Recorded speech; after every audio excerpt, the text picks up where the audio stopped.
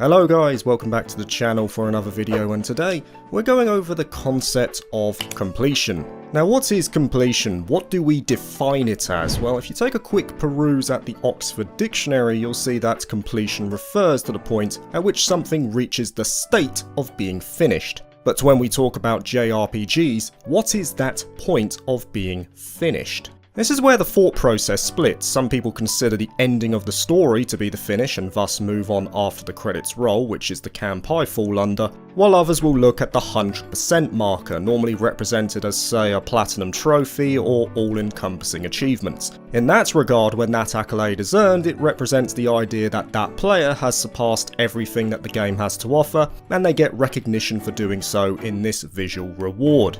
I've been playing JRPGs for around 15 years now, but I get the odd question or incredulous comment once in a while, wondering how it's possible that I finish a game like SMT5 in 40 hours, while many others have put over 100 into that same game. And I've no doubt that the main reason for that is that I simply don't pursue 100% completion. It doesn't interest me at all.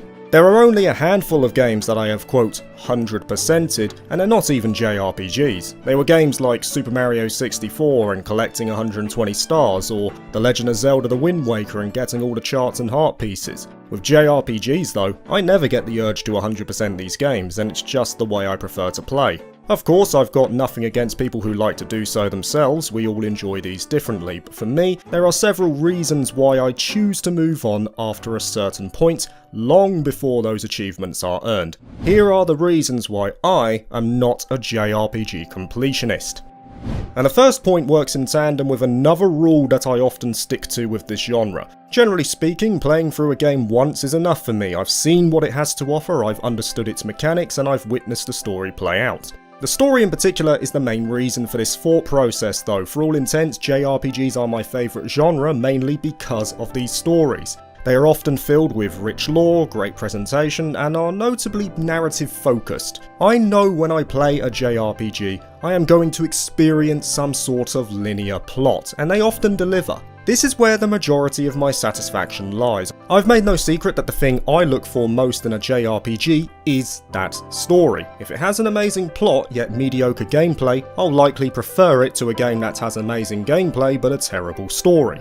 A good example of that would be Fire Emblem Engage. Stellar gameplay, probably the best the series has ever seen, but the story, major disappointment. On the other end of the spectrum, you have 13 Sentinels Aegis Rim. Not the greatest gameplay per se with its strategic tower defense take, but it has one of the most thought-provoking stories ever conceived. And as such, it ended up being my favourite game for that year. The thing with a story though is that a lot of that satisfaction comes from witnessing it once, experiencing it blind. Once you know the twists and ultimate conclusion, a lot of that aspect is diminished, and as such the part that I derive the most satisfaction from is now moot. And this is why I often stick to one playthrough, even if a title has multiple endings. Many of these games do have multiple endings, or even a specific scene tied to a New Game Plus run like Trails of Cold Steel 2, but the reward relative to that time investment just isn't worth it for me. Another 20 hours or so of the same thing, even with skipping cutscenes to get what is a 10-minute cutscene at the end, something that I could easily find on a wiki or watch on YouTube. But in the case of, say, a platinum trophy, you'll often require the second playthrough for a completely different reason, like finishing the game on a higher difficulty, which for me is superfluous. For all intents, it's the same game at the end of the day, just with added challenge. I can't think of a better example of this facet than Kingdom Hearts. It's been a while since I played through the original, but from what I remember, you had to complete the game 3 times to get the platinum? And that's because some of the trophies were tied exclusively to the final mix and proud difficulties. And that's not even considering the other menial tasks you would have to do at points, which will segue us nicely to my second point. In that a lot of the things you have to do just feel tacked on, or at least that's what I think. For example, if we're using Kingdom Hearts again, does clearing the game without once changing equipment give me any sort of tangible benefit outside of a challenge ordained by the developers? Or for instance, Final Fantasy X. Amazing game, but dodging lightning 200 times in a row isn't my idea of a good time.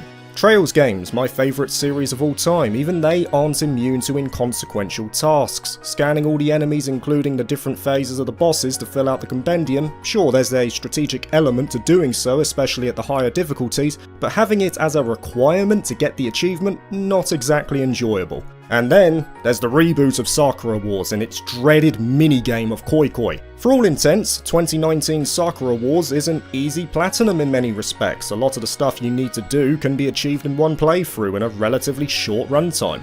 However, there is one big obstacle to finally getting the platinum, and it comes in the Koi Koi Wars Champion Trophy. For a bit of background, it's a popular card game in Japan and is all about forming sets to gain points. A lot of the game is based around having an idea of what cards remain and what sets can be made from them to eventually win. It's a fairly involved game, all said and done. You need to have a good knowledge of it.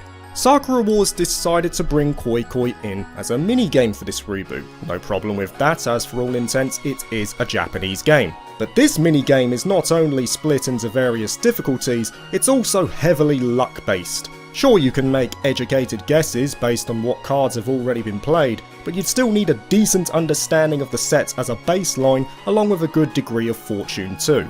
Those two elements together just lead to frustration, especially if you're on the verge of winning and somehow snatch defeat from the jaws of victory. And that concept of frustration brings us to the third point. In many cases, I find that completion of a JRPG is just not fun, and goes against the reason as to why I play games in the first place. I know that this quote is applied mostly to gambling, and in no ways am I implying JRPGs and gambling are the same thing, but the saying that they use is, when the fun stops, stop. All in all, irrespective of what some will say, I play games to have fun. I mean, that's the literal definition of a game at the end of the day, an activity that one engages in for amusement. In particular, I've grown more in tune with relaxing JRPGs as an archetype nowadays, games that are notably low stakes with a calming feel like a Blue Reflection or Child of Light. These games are whimsical, they have the core identity and elements of a JRPG, but they don't ever feel like they're pushing the player toward a goal, so to speak. There's no pressing matters to attend to. The concept of completion, though, goes against this paradigm for me. There's an added layer of stress that comes from ensuring that all the flags are met to get that achievement, as if I'm walking a tightrope throughout my entire playthrough. For instance, Tales of Vesperia. Now, I've made no secret that this game never really clicks for me, and no doubt one of those reasons is due to the sheer amount of things you can miss. It's practically a JRPG that is designed to be played with a guide if you want to see it all. Some of the windows to access the side content, and there's loads of it, is just so tight and out of the way you couldn't reasonably find them without following a walkthrough of some kind. And that just goes against the essence of playing a game for me. I don't want to follow the railroad tracks constantly looking between my laptop and screen at every turn. I want to witness and experience it all for myself, and in many cases I will. But that often means I'm bound to miss something as a result. Going through a game like a puppet on a string just doesn't grip me at all, and that frustration builds if, God forbid, you happen to miss something and can't go back to rectify the issue. And keeping in line with frustration, what if the game is just gargantuan in terms of what it requires? The original Xenoblade Chronicles, for example, again an amazing game, one of my favourites of the past 2 decades, but the amount of quests to do is mind-boggling. Don't get me wrong, it's great to have all that content to do, and a lot of it has meaningful benefit, like the 5-star affinities tied to the colonies and the private events between characters, but some of those quests themselves are as cookie-cutter as it gets. I guess it just comes down to balance at the end of the day. Is it worth enduring that frustration for the reward?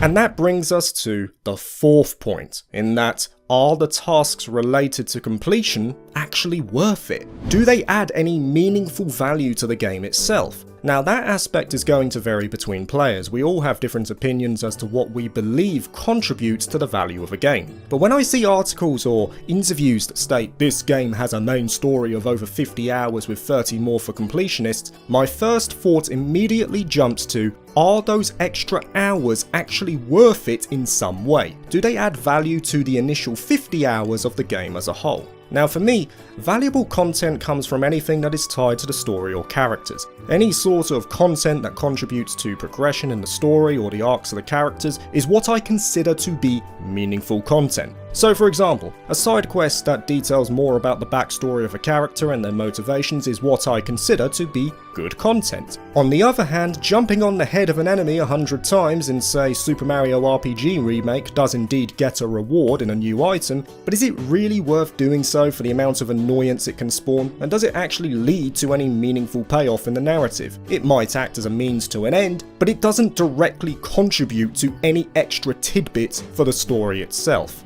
And a good example I find of this facet comes in the Atelier series. I mentioned before that after the credits roll is generally where I'll close curtains on the game, and that's normally the marker for what I consider the main offering of a JRPG ending. One exception to that rule though was the second mysterious entry, Atelier Theoris, as that game effectively starts after the credits end. You go on your adventure, get to the capital, complete the exam and the credits roll, but there's so much more to do after those credits occur, and a lot of it is story related, either for the character endings or the main story itself. It certainly has elements of frustration within it, tied to completion, especially in regards to alchemy, but the game has a lot of post-game content with value too. And when it comes to that aspect, I've got no issue engaging with it. I'll keep playing until I'm satisfied. And that will ultimately bring us to the final point, and definitely the most important for me.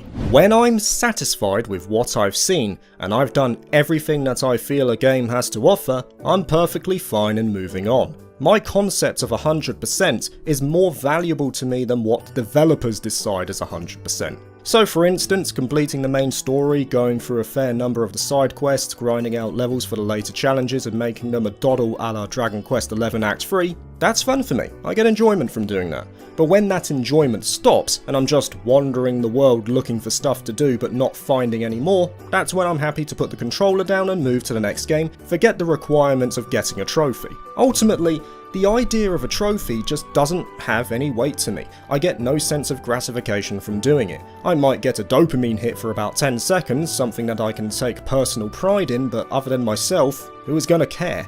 I'll care for about 10 seconds, and then I'll just forget about it for perpetuity when I move on to the next game. It's like pulling a secret rare Jinzo from a Pharaoh Servant booster box. You get that wave of excitement from pulling an awesome card, but then you put the sleeve on, slap it in the binder, and you don't see it again. But at least with Yu-Gi-Oh cards, I do get the joy of perusing over my collection every now and then when adding to it. I don't think I'll ever feel the same attachment to a virtual trophy.